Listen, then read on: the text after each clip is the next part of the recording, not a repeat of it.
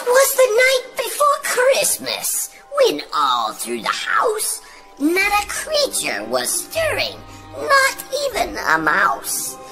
The stockings were hung by the chimney with care, in hopes that St. Nicholas soon would be there.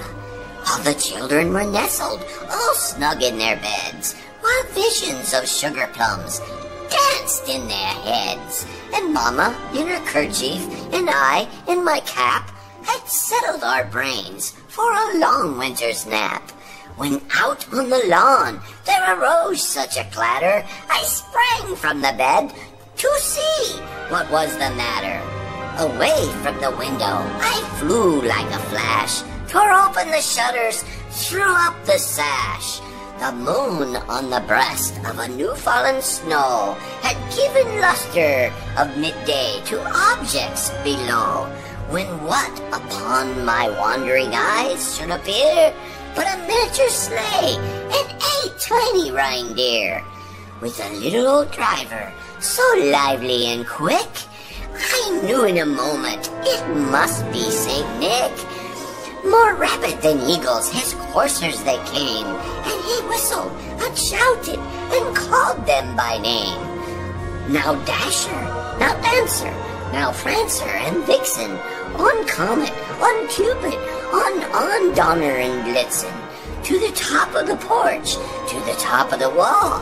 Now dash away, dash away, dash away all. As the dry leaves that before the wild hurricane fly, when they meet an obstacle, mount to the sky.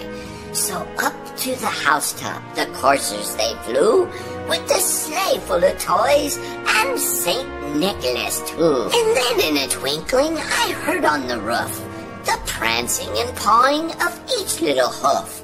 As I drew in my head and was turning around, down the chimney St. Nicholas came with a bound. He was dressed all in fur from his head to his foot, and his clothes were all tarnished with ashes and soot.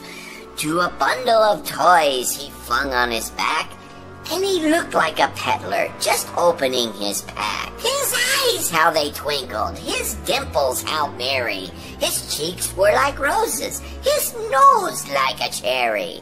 His droll little mouth was drawn up like a bow, and the beard of his chin was all white as the snow. The stump of a pipe he held tight in his teeth, and the smoke of it encircled his head like a wreath. He had a broad face and a round little belly that shook when he laughed like a bowl full of jelly. He was chubby and plump, a right jolly old elf, and I laughed when I saw him in spite of myself. A wink of his eye and a twist of his head soon gave me to know I had nothing to dread. He spoke not a word, but went straight to his work, and filled all the stockings, then turned with a jerk, and laying his finger aside of his nose, and giving a nod, up the chimney he rose. He sprang to his sleigh, to his team gave a whistle, and away they all flew like the dawn of a thistle. But I heard him exclaim, as he drove out of sight, "Happy Christmas to all, and to all a good night."